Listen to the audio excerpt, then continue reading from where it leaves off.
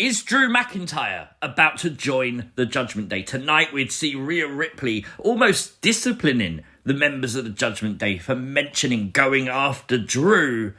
Obviously that's enough to get you to think about it. But then Seth Rollins practically called out Drew McIntyre tonight after last week's secret meeting with Rhea Ripley was caught on film.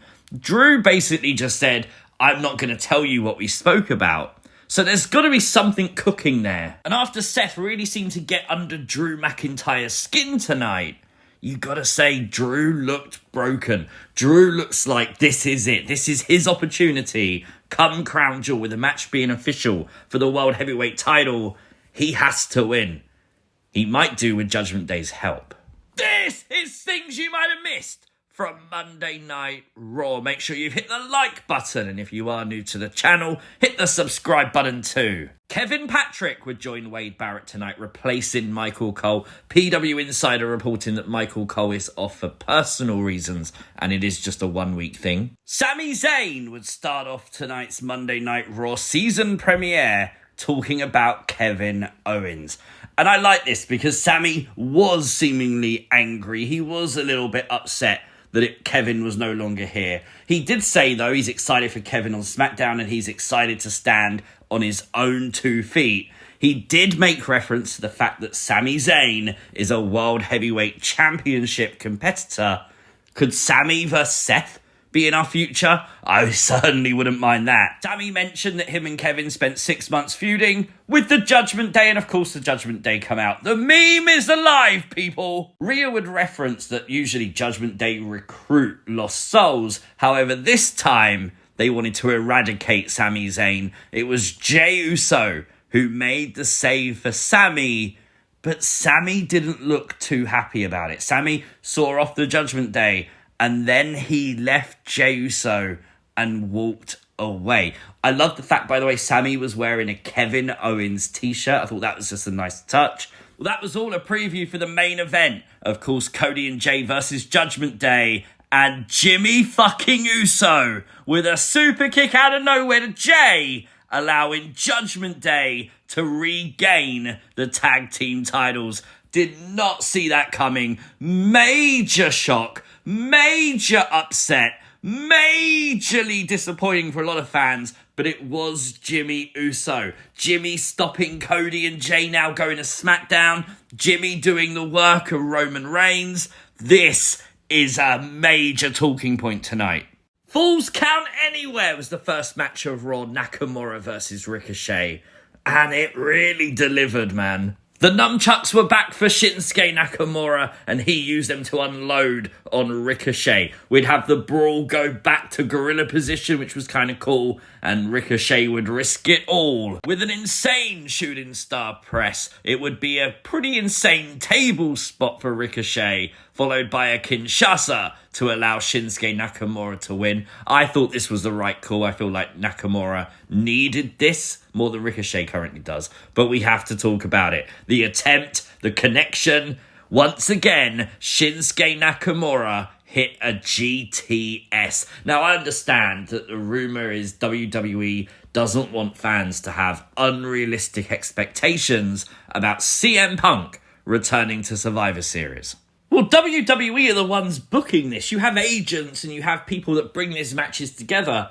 And the fact that 2 weeks in a row, someone's hit a GTS on WWE TV. What do you expect us to think? Piper Niven would defeat Natalya tonight. Gotta say, I love Piper's new ring attire.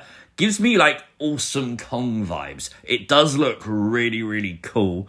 Gotta say, though, the post-match beatdown with Chelsea and Piper versus Natalya, with Tegan making the save, just sets up a future tag match for the tag titles. Nice to see Nikki Cross back. Nikki just hanging around in the background. It's not anything big, but at least she's on TV, so that's a start. Drew McIntyre would make reference tonight to his old theme song, Broken Dreams. I'd love to hear that theme song back in WWE. However, he did mention the fact he didn't want to bring it back, so therefore it's looking unlikely. Logan Paul will be on Friday Night SmackDown this coming Friday. Obviously, he challenged Rey Mysterio following his bout this weekend. Looks like that could be a crown jewel match. Indy made the challenge, Becky accepted, and with Adam Pearce making it official, we are going to get Becky Lynch versus Indy Hartwell for the NXT Women's Championship. We found out another future opponent could well be Xia Li as well. They teased this again tonight. And then Jade Cargill confronted Becky Lynch. This felt massive. Jade has now confronted 2 stars. One, Charlotte Flair. The second, Becky Lynch. What an introduction. She did speak tonight. Adam Pearce told her that she needed one of those, whatever she's wearing, in red. Is that a hint that she's going to be a Raw star potentially? Drew McIntyre would confront Sami Zayn. He said that he used to trust him after the Bloodline stuff until Sami trusted Jey. That sets up a match for next week between Drew and Sami. That should be good. DIY has a brand new t-shirt available now on WWE Shop. Really do like the look of that. All the wording in the back looks really cool. Ludwig Kaiser, though, would defeat Johnny Gargano tonight. Gargano was fired up and by himself because Tommaso Ciampa was apparently not medically cleared after the assault last week. It also made sense because Giovanni Vinci kind of had distracted Gargano, and that allowed Ludwig Kaiser to pick up the win. Obviously, Vinci is on warning to not mess up again. Gunther would defeat Bronson Reed in the co-main event for the Intercontinental Championship. This match was super hard-hitting. It was two big, meaning men slapping meat, for sure. We got the powerbomb on Bronson, which looked insane. This was really cool, though. It's great to see Gunther versus a larger dude instead of someone like a Chad Gable. Very cool to see what Gunther can do.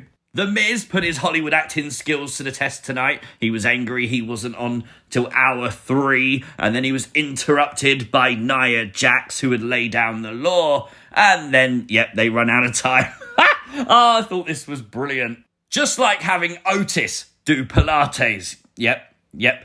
Oh, good God. What the hell was Akira Tozawa doing? Oh, my God. I don't know what he was doing, but WWE, I want more of it. Shayna Baszler versus Rhea Ripley would end in a DQ after a brawl would break out on the outside of the ring and Zoey Stark would return to establish her dominance. New Raw GM Adam Pearce was thrown right into the deep end. I love the fact he wore a red shirt tonight, by the way, as he would make a fatal 5-way for Crown Jewel. Rhea, Nia, Shayna, Raquel, Zoey. That is going to be a banger. We did also get a stare down with Rhea and Becky tonight. Very quickly, we've seen this before, but this has got to be the WrestleMania main event. Whatever championship is on the line, that is a match I want to see. Let me know your thoughts down below. Just like you should let me know your thoughts in the comments section down below of the show. I personally thought it was a decent show. 7.5, 8 if I could be persuaded to go that far out of 10. Let me know your thoughts. Subscribe to the channel if you're new. Turn on notifications. Never miss another upload. Like the video, share the video, and I'll catch you as always next time. Peace!